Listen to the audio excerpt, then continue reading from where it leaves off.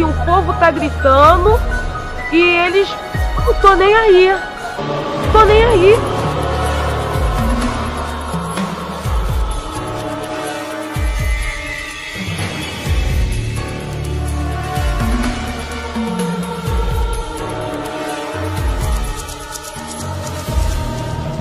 É uma coisa que essa casa precisa meter o dedo na ferida, que é o Império Fetranspor. Nós temos uma entidade representativa dos transportes urbanos e nada ela faz na direção da autorregulamentação e da autofiscalização. Se nós tivéssemos uma fiscalização da Fetranspor que cobra muito bem o bilhete único, cobra muito bem o Vale Transporte, faz um processo de cobrança muito bem feito, cadê esse recurso? Para onde vai esse dinheiro? Por que ele não pode servir para melhorar as condições, melhorar pelo menos o poder de fiscalização desse órgão? É disso que nós estamos falando, porque a partir do momento que tivermos uma autofiscalização no setor de transporte, feito pela própria... Não estou pregando aqui fiscalização governamental, não. Fiscalização governamental não pode parar, ela tem que continuar, mas tem que continuar em todas as direções. Eu estou dizendo aqui que a Fetranspor tem que fazer esse papel antes, tem que anteceder esse trabalho e usar os recursos que ela muito bem administra do bilhete único e do Vale Transporte para canalizar nessa direção de melhorar o transporte público. Temos também o problema dos trens, temos também problema nas barcas, temos também problema de toda a ordem. O melhorzinho que a gente pouco ouve falar de problemas é o metrô. Mas as barcas vivem na manchete, os trens, toda hora você vê o WhatsApp nos programas de televisão, aí, vídeos mandados por WhatsApp, mostrando as condições de embarque e desembarque de um trem. Quando que nós vamos fazer alguma coisa nessa direção? Quando que nós vamos cobrar o efetivo qualidade de serviços na área de transporte no estado do Rio de Janeiro? A Supervia não respeita nós, não respeita em hipótese alguma, todo dia. O Christian saiu do trem, meteu o pé e deixou todo mundo parado. Deixou todo mundo? Saiu do trem e foi embora. Aí foi embora. Estou aqui aguardando Santa Cruz, que não tem nem a Santa Cruz, nem o Deodoro, nem o Bangu. Quer dizer, só tinha o Japeri. Eu acho que a gente tem que ter um pouco mais de respeito. Entendeu? Acho que o povo merece isso. A Supervia não respeita a gente. A gente paga passagem todo dia, o trem atrasa, deixa a gente no meio da rua, a gente passa mal, ninguém dá atenção a gente. Eu não aguento mais isso, ninguém respeita a gente. Nós tivemos há uns dias atrás um jornalista andando de trem, mostrando o caos do trem. Nós tivemos jornalistas acompanhando a atitude do Procon em relação a Paranapuã e em relação a Pegasus, que fecharam diversos ônibus. E agora vem essa notícia, ontem, manchete, grande destaque na grande mídia, ontem e hoje. Ontem mostrando isso que você está falando da Zona Oeste e hoje mostrando o problema do motorista, o problema do ser humano, o cara que está ali para te atender. Tá sem condições de trabalho, tá sem treinamento, tá sem dormir, tá sem comer, tá sem... O cara pega um ônibus em Santa Cruz, falando só do município do Rio, de Santa Cruz ao centro, ele demora às vezes numa viagem 4 horas. Ele tem que fazer 4 viagens. Aí chega aqui no Rio de Janeiro, depois de 4 horas em cima de um ônibus, quente, sem ar-condicionado, sob condições totalmente insalubres. Chega aqui no Rio de Janeiro, ele bate e volta. Não tem tempo nem de fazer as necessidades fisiológicas. Não tem tempo de beber uma água, de comer alguma coisa. Esse é o profissional que está cuidando de, sei lá, 40 passageiros, 30 passageiros. Que 60, às vezes, quando 60 passageiros, colocando a população em risco. Colocando a população que depende do ônibus em risco. Não só por conta dessas condições de ônibus que você bem colocou, que 700 ônibus estão sem condições, como pela condição humana do motorista, do profissional que está ali dirigindo. E funcionando esses ônibus sem vistoria. O motorista, ele é uma profissão muito solitária, né? Somente agora que ele trabalha sozinho, ele faz dupla função, motorista e cobrador, então é tudo com ele.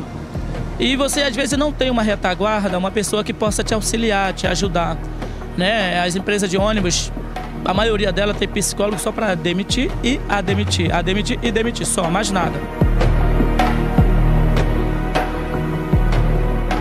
raramente ando de ônibus, mas em Copacabana, com aquele problema que houve aqui, negócio das Olimpíadas, eu peguei um ônibus e vim para o centro da cidade. Fiquei estarrecido, não tinha cobrador. O motorista trocando dinheiro, o ônibus parado não saía porque não tinha troco para fazer. O motorista agora é cobrador. É um massacre isso, e desemprego. Aí é um problema, né, que a FETransport deveria se posicionar, porque ela que vende o ticket, ela que vende o Vale Transporte, ela que vende o bilhete único, ela que deveria estar tomando conta disso. Aí estão fazendo um absurdo com os motoristas de ônibus, que às vezes demoram 4 horas numa viação e ainda tem que se preocupar em fazer troco. Fazer troco. E se ele errar? Ele perde.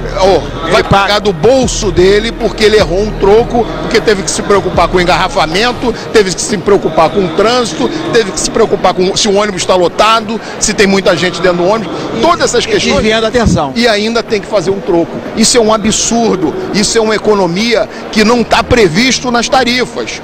Não está prevista, essa economia não foi revertida para o passageiro. Para o bolso da FETransport. Foi para o bolso das companhias, das empresas de ônibus capitaneadas pela FETransport. Cansado, estressado, porque o trânsito, o jeito de lidar com os passageiros, entendeu? Esse negócio de dirigir e cobrar, as condições de trabalho que é péssima, entendeu?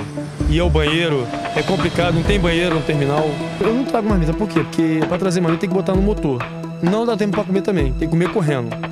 E outra coisa, quando você coloca no motor, aquela quentura ali do motor, que joga ali para você, joga um produto que a quentura do motor joga o óleo diesel. Aquele negócio todo. Então faz um mal danado. Eu vejo o pessoal comer e o pessoal de vez em quando tá passando mal, entendeu? Eu não como. Ou você fica sem comer, ou você come alguma besteirinha na rua e acabou.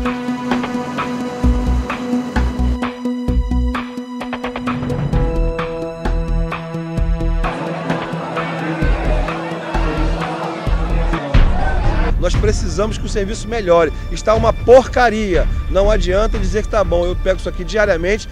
O momento de lazer, quando você pega a barca nova, que tem um ar-condicionado. A barca antiga tem barata, o banheiro está sujo, não tem ar-condicionado desde o início, os bancos estão quebrados, você senta, fica meio torto, você quase que escorrega, quando o banco não está balançando, ou seja, é muito ruim, tem que melhorar. O que agride mais? Uma barca que hoje absorve a quantidade de passageiros equivalente a 33 ônibus. 33 ônibus, é só fazer a conta. São 2.000 passageiros absorvidos por uma única barca. Quanto de monóxido de carbono vai se deixar de jogar no ambiente? É verdade. E mais, quantos engarrafamentos você vai deixar de produzir? Quer dizer, mais combustível gasto desnecessariamente. Quantas rodovias você vai precisar deixar de ampliar, de alargar e desmatar, como se fez no Juá, recentemente no Juá, implantando essas hidrovias? Então, o ganho ambiental é simples de se mensurar, porque uma barca não precisa de estrada. A estrada Deus já construiu, está aí. Deus construiu as estradas que as hidrovias... E é possível passar, por exemplo, para a Barra da Tijuca, não, mas já tem para Charitas, pode ir para qualquer lugar. Pois é, então as barcas, o que se diz de problema técnico, né? A qualquer um que conhece a navegação, as hidrovias no mundo, vai responder imediatamente para esses caras que isso é pequeno, isso é balela. Agora, deputado, só acrescentando aqui, quando diz que vai poluir, né? Quer dizer, a barca para Magé, por exemplo, né? O fundo de Bahia ali, quem vai para a área do governo ali é cocô por tudo quanto é lugar na praia. Quer dizer que a barca que vai poluir, aqui já está poluindo. A Bahia a gente nem fala, porque ela não vai fazer nada na Bahia, não vai poluir nada. Então, quem tem que enfrentar é o poder público. É o poder público que tem que enfrentar os ônibus maltratados, quebrados, sem acessibilidade para deficiente, os ônibus que não param no ponto de ônibus, os ônibus que estão com jornadas excessivas de trabalho para seus funcionários. Que parece um caminhão, com aquele chassi de caminhão. Ninguém toma conta disso. Nada. Ninguém toma conta disso. Nem o município, nem o Estado. E quando se apresentam alternativas, o poder público, alternativas à melhoria da mobilidade urbana, como é o caso das hidrovias, há próprias autoridades que deveriam discutir esse assunto com profundidade, que deveriam tratar esse assunto com a dignidade que o povo merece, cruzam os braços e falam que tem um problema ambiental.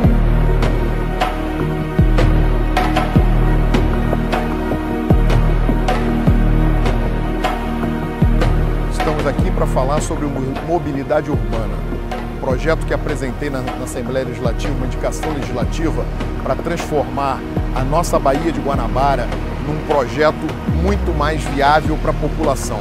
Hoje nós temos 3 linhas operando, por conta disso temos congestionamentos homéricos na cidade, temos ônibus como principal meio de transporte, desperdiçando uma beleza natural que Deus nos deu, essa Baía de Guanabara e os oceanos, para que nós explorássemos eles melhor. Hoje o que nós temos é poluição, é uma única linha e não exploramos essa mobilidade, essa facilidade de mobilidade para a nossa população do estado do Rio de Janeiro e do município do Rio de Janeiro.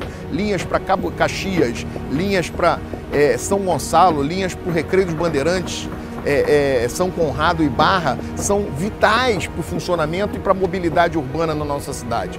E é disso que nós falamos na nossa indicação legislativa. Então é isso que nós estamos pedindo ao secretário de Transporte, que avalie isso.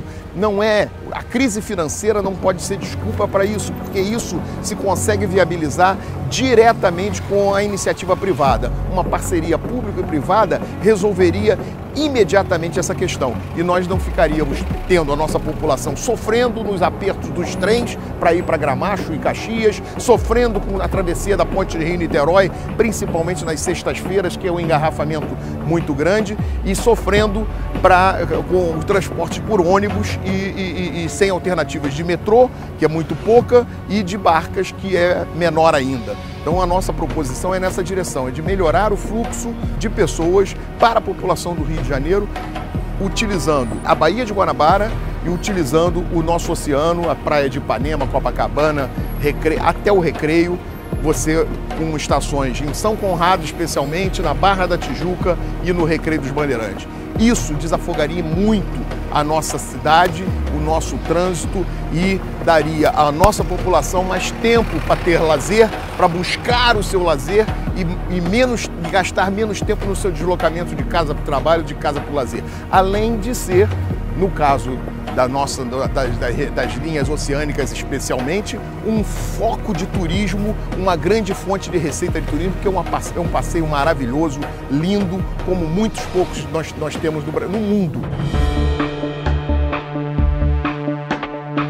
A Baía de Guanabara está na mira do sistema de transporte aquaviário. Essa é a proposta da Alerj, que aprovou o projeto do deputado Milton Rangel. A gente apresentou um projeto em que a gente determina São Gonçalo, Niterói intensificando e principalmente a região de Recreio, Barra, São Conrado, como prioritária na implantação dessa das hidrovias do Rio de Janeiro. Os outros países já resolveram isso, né? Se a Grécia não tivesse resolvido isso, como é que ela ia se transportar entre as suas ilhas, né? As vantagens da ideia são muitas. Um estudo mostra que a redução na extensão dos congestionamentos diminuiria até o custo anual de 11 bilhões de reais, referentes ao tempo perdido no trânsito.